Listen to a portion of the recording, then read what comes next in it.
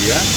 Kali ini Komnas Anak hadir untuk mengunjungi salah satu sekolah SD yang kebetulan juga masih di area pesantren kita di belakang kantor ini. Tentunya sebagai lembaga punya anak perlu meminta informasi secara detail karena beberapa hari yang kemarin sore kita mendengar dari media dan itu kita datang hari ini ke sekolah untuk mendapatkan informasi secara detail dari sekolah. Dan sebelumnya juga kita sudah mendatangi rumah sakit tempat di mana ada anak yang keracunan sempat dimasukin UGD tapi lalu dipulangkan karena kondisinya sudah boleh dipulang. Totalnya itu 20 yang masuk UGD 5? Totalnya menurut keterangan pihak sekolah sampai dengan malam hari ada 22 karena sampai dengan sore itu korbannya 20 orang, kemudian mungkin bisa terjadi baru malam terasa akhirnya nambah korban itu jadi 20, totalnya jadi 22 orang. Dari pihak sekolah apa Pak keterangan yang bisa didapatkan atau yang dibangun? Ya, menurut pihak sekolah saya apresiasi pada pihak sekolah dan kepala sekolah merespon cepat ya ketika dibagikan makanan, kemudian mereka juga mendeteksi adanya bau yang kurang sedap ya, bau tidak enak gitu. Di menu apa? Di menu MBG ya. Mie goreng betul? Mungkin secara keseluruhan, terutama untuk mie goreng. Menurutnya warnanya berbeda, kemudian berbau. Jadi pada saat mereka mendapati itu, mereka langsung umumkan bahwa untuk di stop makanannya. Tapi untuk anak yang kelas 5, kelas 6, karena mereka baru selesai olahraga, mereka sudah sempat mengkonsumsi. Total yang diajarkan di sekolah ini berapa? Totalnya tadi 240-an ya. Walaupun sekolah sudah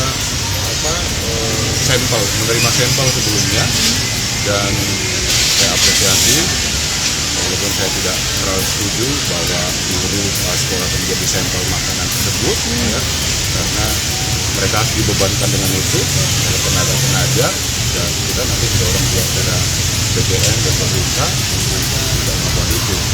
Jadi evaluasi dari Komnas Anak ini apa? Saya kira cukup banyak ya. Mulai dari kesiapan dapur, kemudian evaluasinya sangat banyak. Menurut kami kesimpulannya program ini harus dievaluasi ulang secara menyeluruh, mulai dari pengadaan makanannya, pengadaan bahan bakunya, kemudian dapur-dapurnya.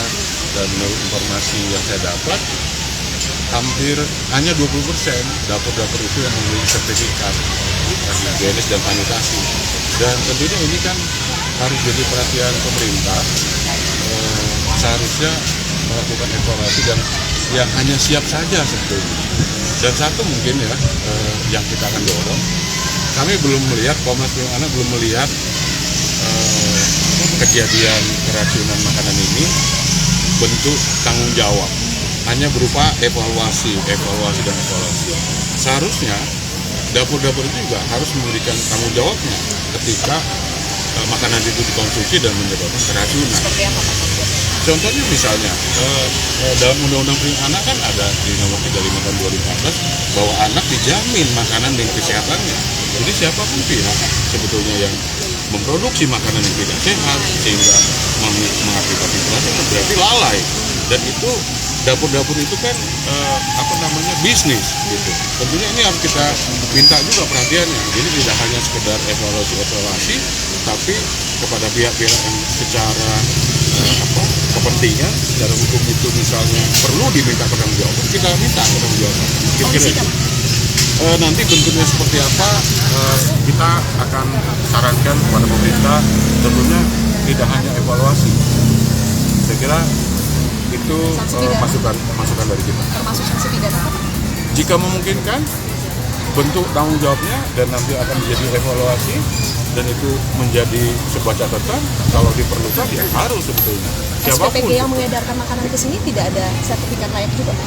Menurut informasi nanti kami minggu lalu sebetulnya hari Jumat sudah mengirimkan surat ke Badan Gizi Nasional kami meminta agar mereka memberikan informasi verifikasi tentang kasus kejadian ini secara lengkap, rinci, detail gitu.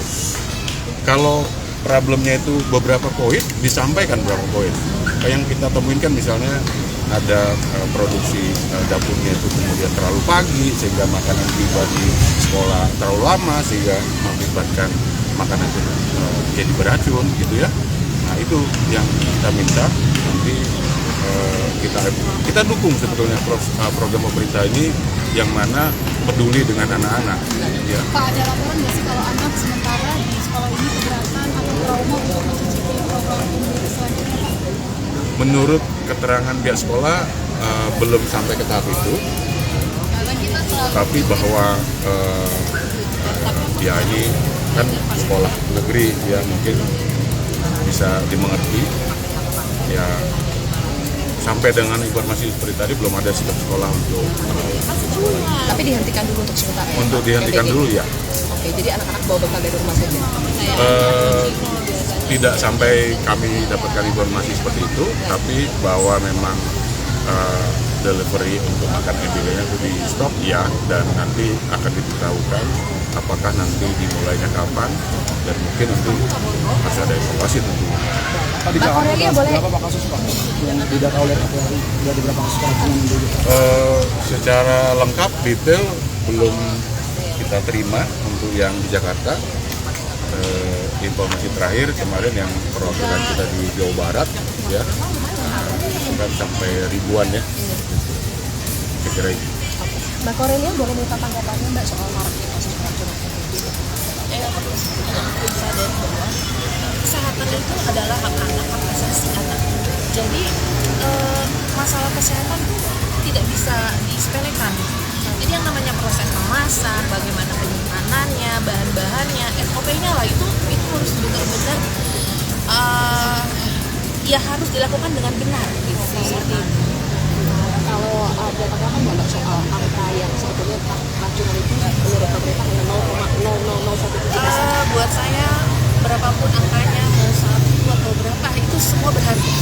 Karena kesehatan satu orang anak, nyawa seorang anak itu harus di sini. Jadi itu sangat berharga. Apakah kita berhenti? Apakah kita harus berhenti ketika ada korban anak sampai meninggal? Apakah itu yang diinginkan? Tentunya kita tidak bermain dengan angka-angka sebenarnya. Satu saja nyawa melayang itu nyawanya masa depan anak Indonesia, masa depannya Indonesia 2045. Saya kira itu. Terima kasih. Untuk korban nanti kita tim kita akan informasikan lagi tindakannya. Tapi kami sudah ke rumah sakit, menurut rumah sakit masih sejauh penanganan medis sudah dipulangkan, artinya sudah menunggu standarisasi untuk dipulangkan. Tapi hari ini tidak masuk sekolah. Tapi hari ini memang tidak masuk sekolah dan kami juga minta supaya kalaupun misalnya nanti ada reaksi berikutnya dari rumah sakit, kami dorong juga nanti untuk mendapatkan informasi itu seperti itu tentang rumah sakit ya kembali ke